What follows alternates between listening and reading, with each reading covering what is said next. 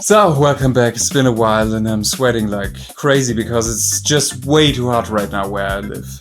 Sadly, I have to re-upload my Siegward and Millennia statues again because I used some songs from Pixabay and I'm not quite sure if they're really royalty free or not. So to be on the safe side of things, I'm gonna re-upload them again. And for those of you who saw the original video, it's basically the same, just with a bit of commentary and different music. And for the people who didn't watch the original, my name is Mr.Velmont and let me welcome you to my channel.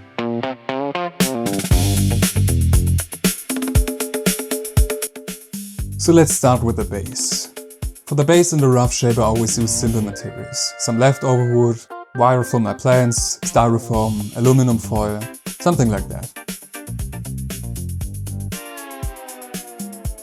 And for most of my projects I like to use monster clay. It's an oil-based clay, meaning it melts under heat and hardens as it cools. It never fully cures though, but it's totally fine with me. It's not like it melts away at room temperature. But this material is just so awesome. And for what I do, it's perfectly fine. But there are a lot of great options out there, just pick whatever you like. But do yourself a favor and don't pick the cheapest one. And most of the time I have a rough idea of what the statue should look like, but honestly it constantly changes during the process. And I wouldn't recommend overthinking the final result. That often creates a mental block which leads to stagnation. You quickly feel burned out and in the worst case you just get stuck. And that really sucks, and we've all been there at some point.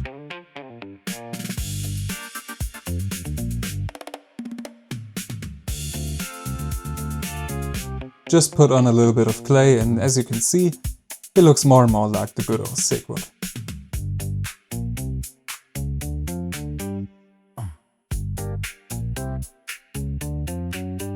Oh, and when it comes to sculpting tools, you can easily go with the cheap ones. I bought these for 50 or 20 bucks and that's really all you need.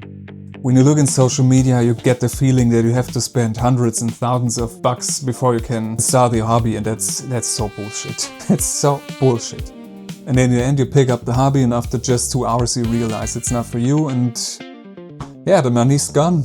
The only two things where I can definitely say the extra cost is worth it are the clay and the paints. Cheap clay has just completely different properties and yeah, we'll get to the paints later. My goodness, the paints.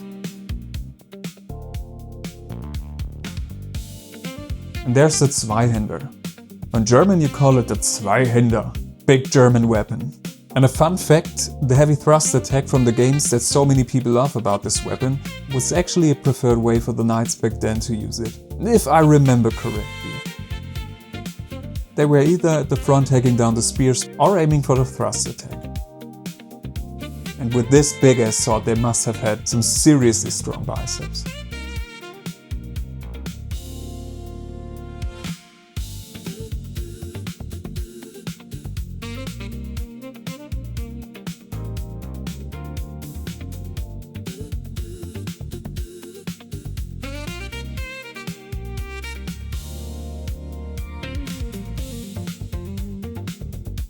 Chainmail. For the chainmail I actually thought about fully detailing it beforehand, but honestly the effort isn't just worth it. From a few feet away you can't even tell the difference anymore, and the time required would definitely fall into the good old 80-20 rule. Sometimes it just makes more sense not to drive yourself completely crazy with this. Just figure out which areas are worth investing time into and which ones aren't that important. But there should still be a solid amount of detail in it, otherwise the sculpture will end up looking kinda flat and different from the original.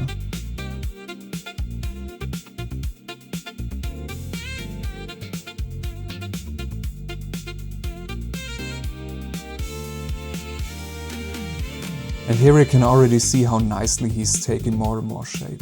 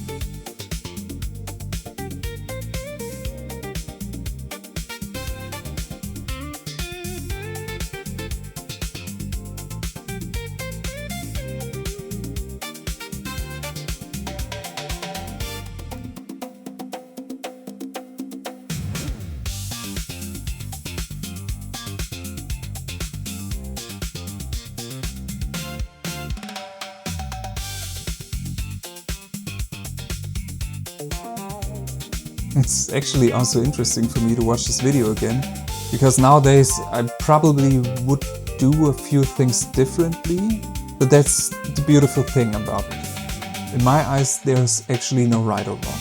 What might be the correct method for one person could be suboptimal for you. To be honest, you just have to experiment and find your own way. And don't forget, the journey is also important. Every single piece you make is unique. Of course, you get better over time, that's totally normal, and you spot more and more flaws in your old statues, but that's also part of the charm. And in my opinion, you should really never ever heavily rework them, because they represent your own journey and how you've grown.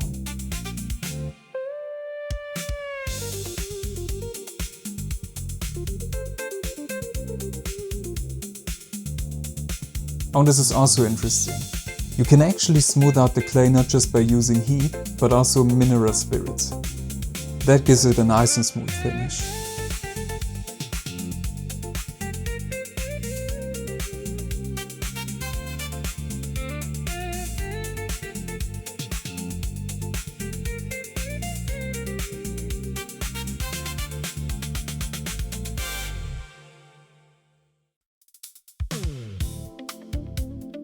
Now we get to the not so fun part, the painting process. And as I said before, I wanted to try some cheap acrylic paints to keep the price down and to motivate some people to try it out for themselves. And while the model paints are awesome, no doubt, they are also very expensive. So I've tested some of the cheap paints, and let me say, they're really not that great. On this project I didn't even use a primer, but to be honest, for this paint that really doesn't matter at all. Because you have to use so many layers, it's exhausting and you kinda get crazy while doing so.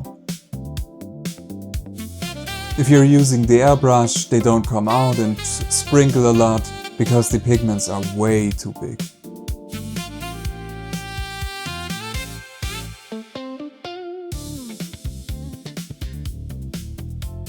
But to be fair, not all of them are awful.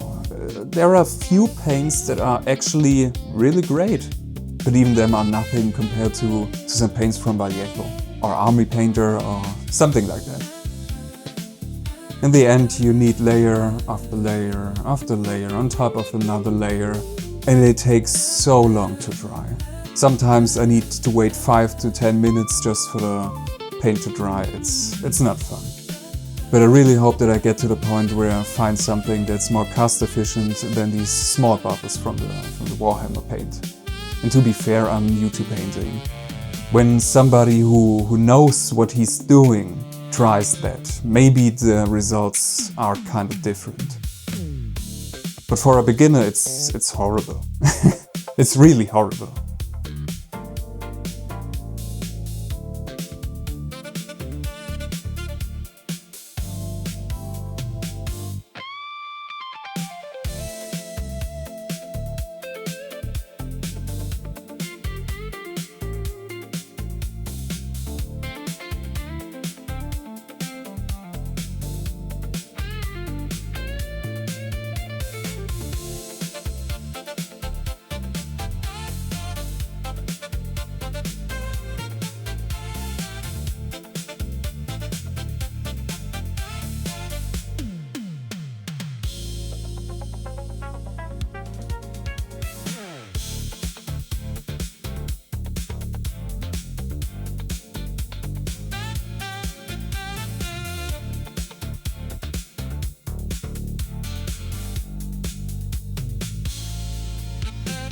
So welcome back, I hope you had fun. It's really not that hard. Just give it a try and relax, stay hydrated, and see you next time.